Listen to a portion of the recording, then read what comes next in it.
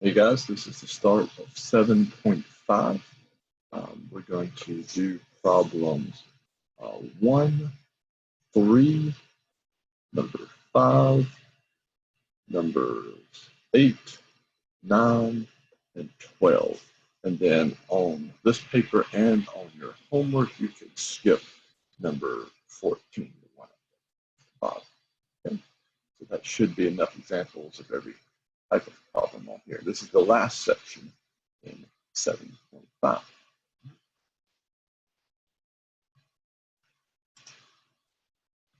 Now I did write these first two backwards, so I wrote 3 up here, 1 down here. So we're going to do 1 first and then we'll go up here. 3. So for whenever I have a fraction equals a fraction, just one fraction equals one fraction. Okay, like I do in these first two, I just cross multiply. Okay, that's true for whether it's x's or numbers or whatever. Okay, fraction equals fraction. I'm going to cross multiply.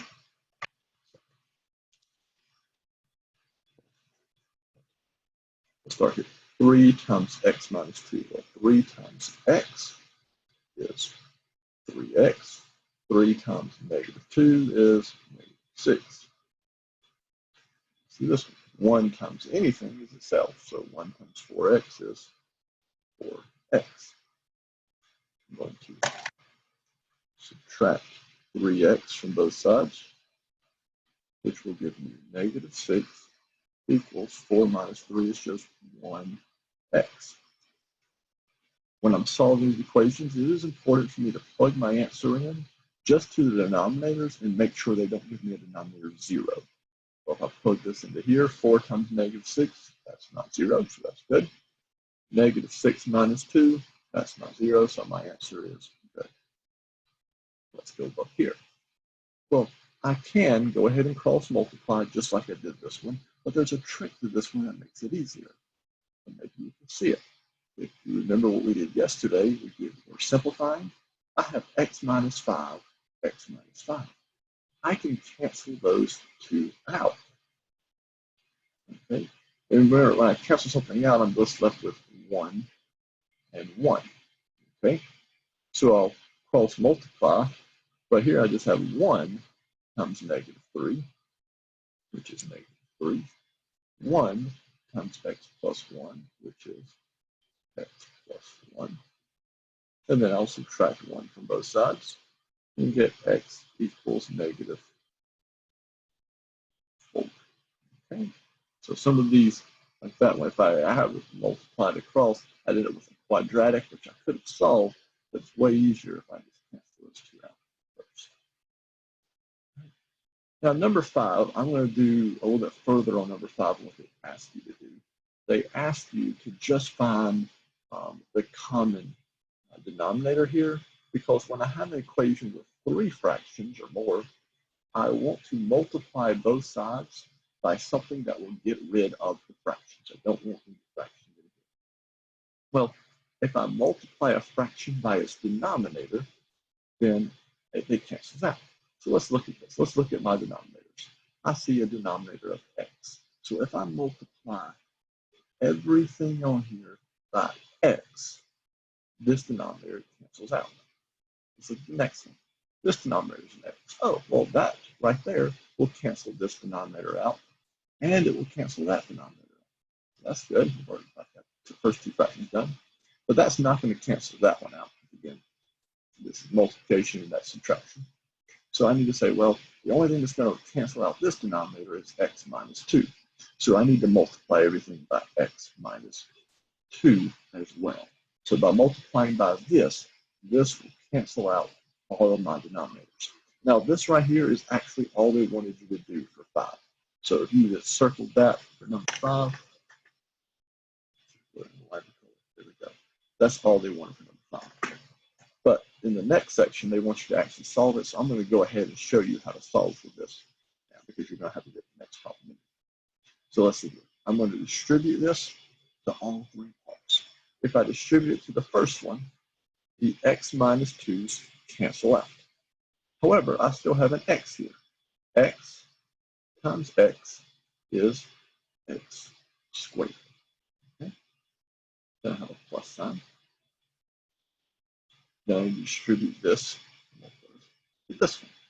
Here, the x's cancel out, but I still have to multiply 2 times x minus 2. Well, 2 times x is 2x. 2 times negative 2 is negative 4.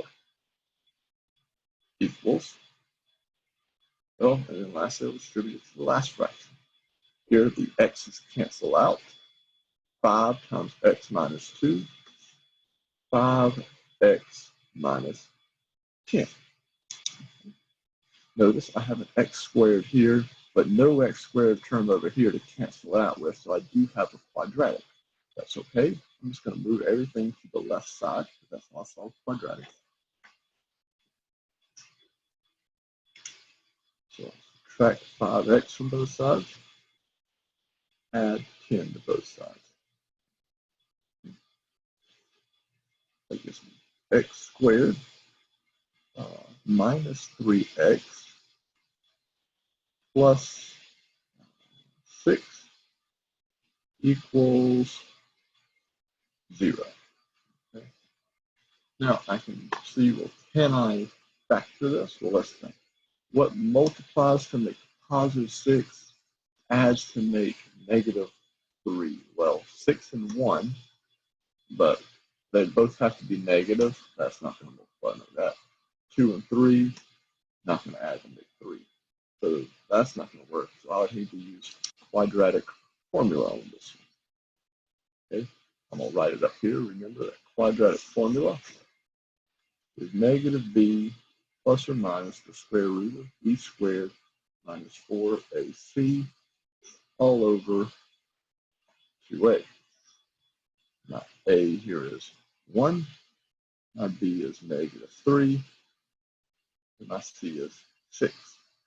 So if I plug in negative b, my b is already negative, so it becomes positive 3 plus or minus the square root. B squared would be 9 minus 4 times 1 times 6 all over 2 times 1 is 2. Simplify this a little bit. 9 minus 4 times 1 times 6 is 24 over 2.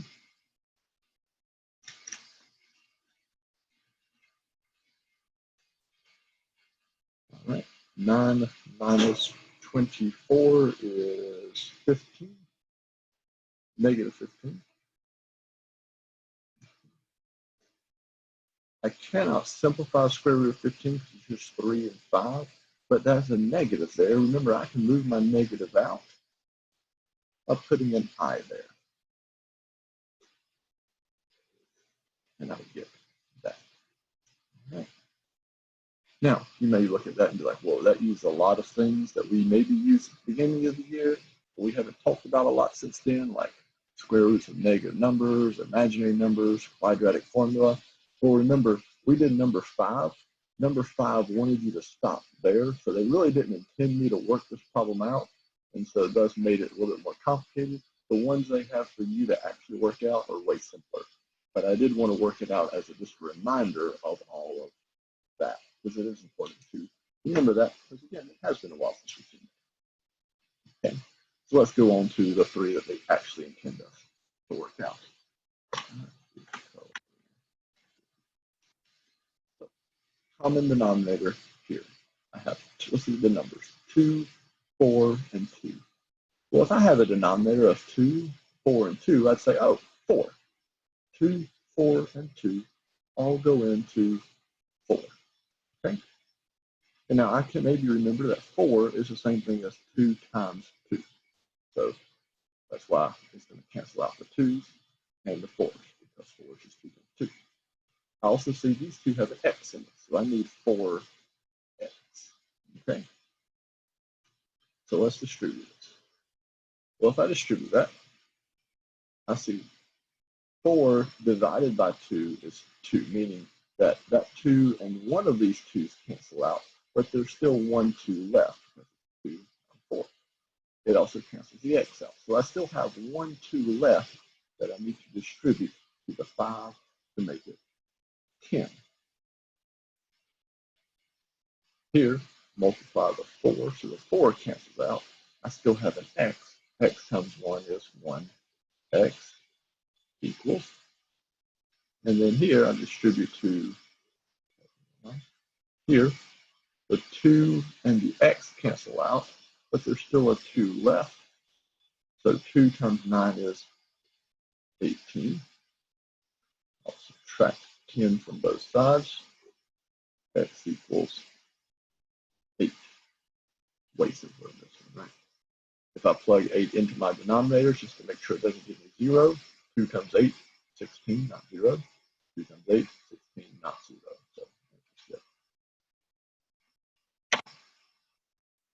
So a little bit.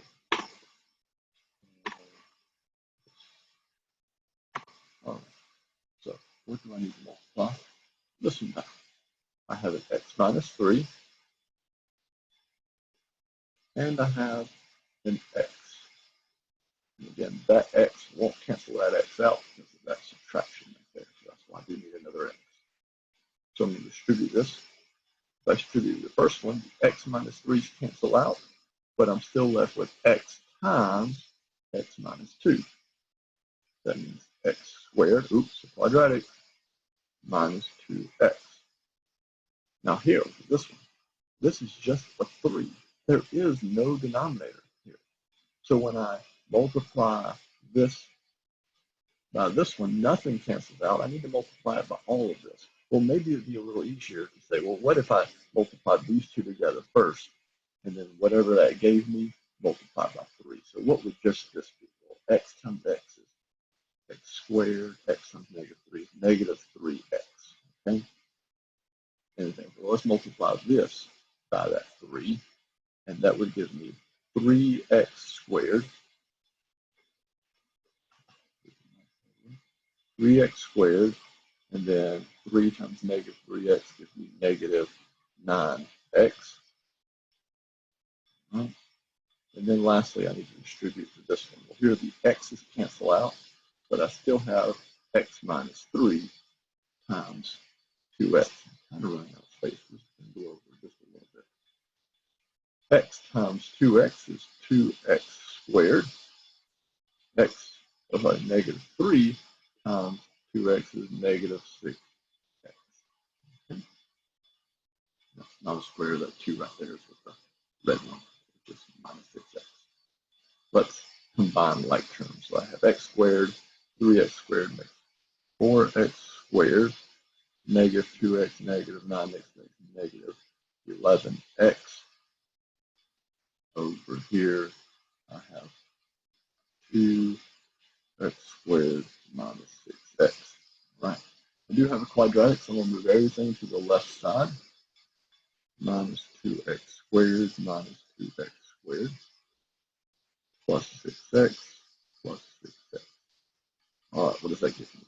I have 2x squared, 6, 7, 8, 9, 10, 11, so minus 5x equals 0.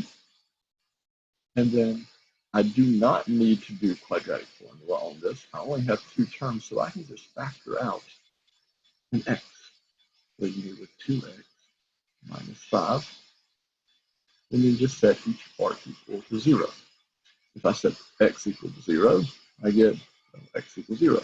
If I set 2x minus 5 equals 0, and to solve, I'll add 5, divide by 2, and get x equals 5 over 2. So these are my 2 answers. I need to plug them in and make sure they don't give me 0. Let's plug 0 in. 0 minus 3 is negative 3. Okay, so that's fine. If I plug 0 in here, oh, suddenly I get 0 in my denominator. That's a problem.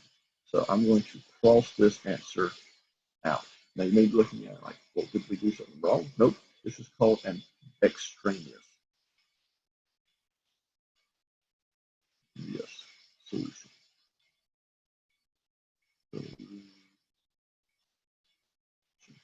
There we go. Extraneous solution.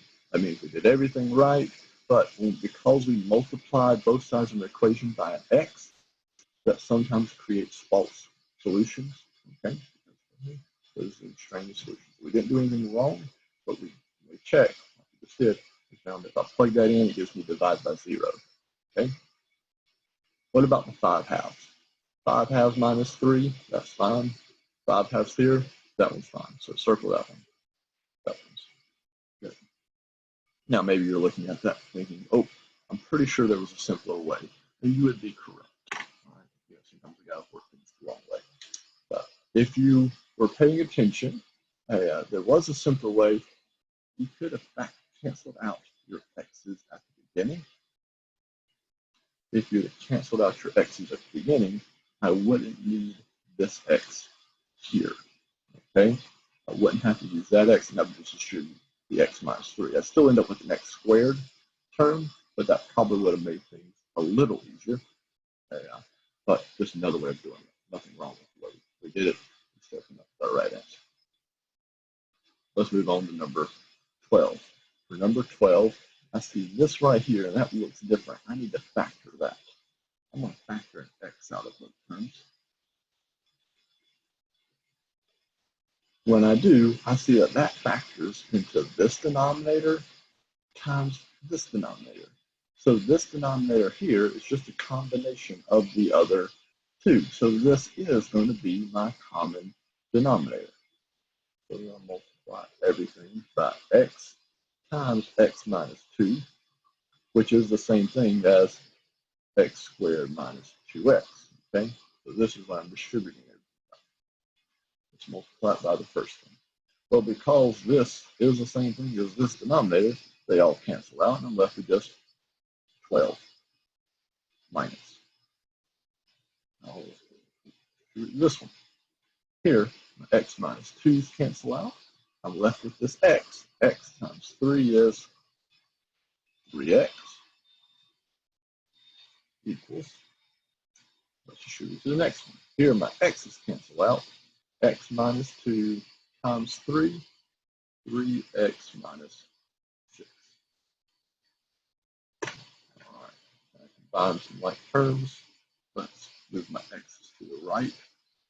Plus 3x, plus 3x. Move my constants to the left. Plus 6, plus 6. All right, those cancel out, those cancel out. 6x equals 18. Divide both sides by 6. X equals 3. I only have one solution here. Does it work? Well, if I plug in here, let's see here. 3 squared is 9. 2 times 3 is 6. 9 minus 6 is 3. Works there. 3 minus 2 is 1. That's good. And just 3, that's also good. So yes, my answer works. And that is the end of 7.5. Hope that helped. Our next section is going to be our Chapter 7 practice test. You will have 2 days to work on that. So I'm giving you 2 days to work on Chapter 7 practice test.